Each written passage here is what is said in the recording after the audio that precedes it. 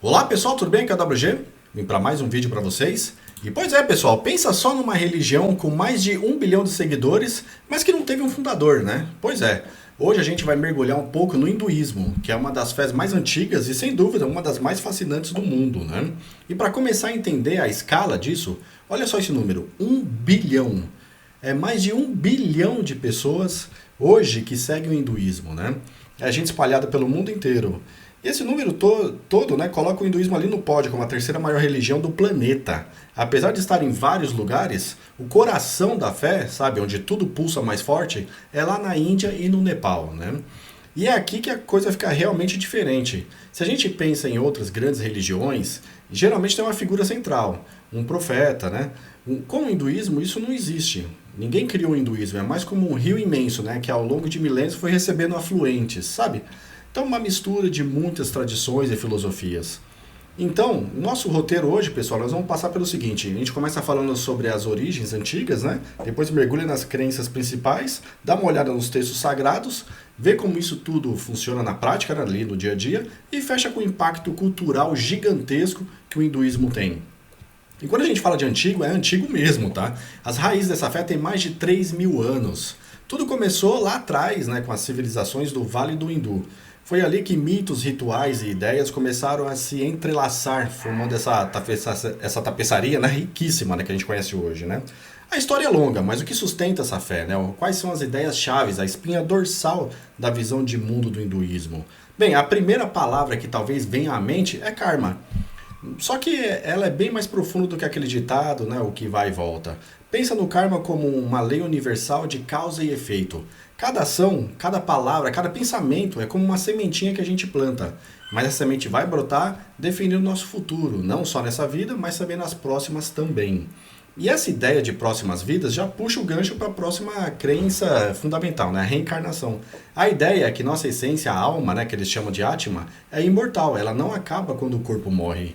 Em vez disso, ela entra num ciclo de nascer, morrer e renascer, numa jornada sem fim de evolução e aprendizado, né?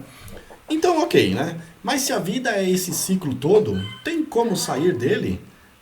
E isso tem, né, pessoal? E esse é o objetivo de tudo, né? Atingir a moksha, a libertação total, o fim do ciclo. É quando a alma finalmente se ilumina e se une à consciência do universo. É o fim da jornada, a paz absoluta. Aí a gente chega num ponto que pode parecer um paradoxo.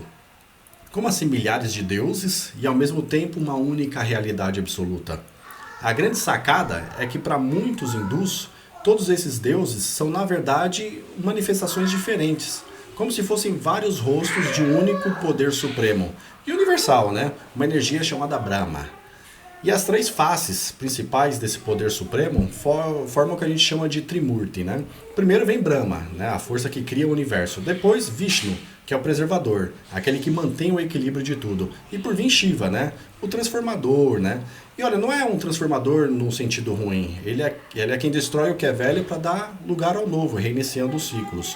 Certo, mas de onde vem tudo isso, né? Como essas ideias sobre karma, sobre os deuses, foram passadas de geração em geração? A resposta está nos textos sagrados, que são os verdadeiros pilares, né, dessa sabedoria milenar. Então são muitos textos, mas alguns são essenciais, né? Os Vedas são os mais antigos de todos, cheios de hinos e rituais. Os Upanishads são pura filosofia, uma viagem profunda sobre a natureza da realidade. O Bhagavad Gita talvez é o mais famoso, né? Que é um poema sobre dever e propósito da vida. E também tem os épicos como Ramayana, que é uma aventura fantástica sobre o bem e o mal, né? Beleza, já falamos bastante sobre filosofia, textos antigos, né? Mas e na vida real? Como tudo isso aparece na rotina ali de quem segue o hinduísmo, né? Então, a pergunta é essa: como esses conceitos tão profundos são vividos no cotidiano? A resposta está nos rituais, né? Nas disciplinas e, claro, nas celebrações. Essa fé se manifesta de várias formas. A puja, por exemplo, são rituais de adoração que podem ser feitos num pequeno altar em casa. A yoga, que muita gente conhece só como exercício, na verdade é uma prática espiritual para conectar corpo e mente. E claro, os festivais, né? São uma explosão de vida, como o Holi, né? O Festival das Cores, e o Diwali das Luzes. E para muitos, a jornada também inclui peregrinações a lugares sagrados, como o Rio Ganges, né? Agora, vamos dar um passo para trás e olhar o quadro completo, né? Porque a influência do hinduísmo vai muito além da religião. É uma força cultural gigantesca, que não só mudou a Índia, mas que tocou o mundo inteiro. Então, por milhares de anos, né, o hinduísmo foi o coração da cultura indiana. Essa influência está em todo lugar, né? Na beleza das danças clássicas, nos sons da música, nas cores da arte e na arquitetura impressionante dos templos. E essa influência não ficou só por lá, não. Ela cruzou oceanos, né? Quem nunca ouviu falar de yoga ou de meditação? Pois é, essas práticas que hoje são ferramentas globais para buscar o bem-estar e equilíbrio, têm suas raízes fincadas no hinduísmo. E para a gente fechar e guardar na memória, 3 ícones. O Om, que é considerado o som da criação do universo. O rio Ganges, que é muito mais do que um rio, é um local sagrado de purificação. E o princípio de Ahimsa, a não violência, que foi a base da filosofia de Mahatma Gandhi, né? E inspira muitos hindus a serem vegetarianos.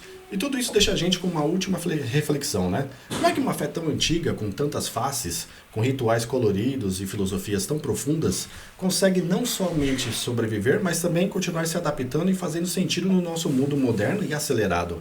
Talvez seja exatamente aí que mora a sua maior força, né?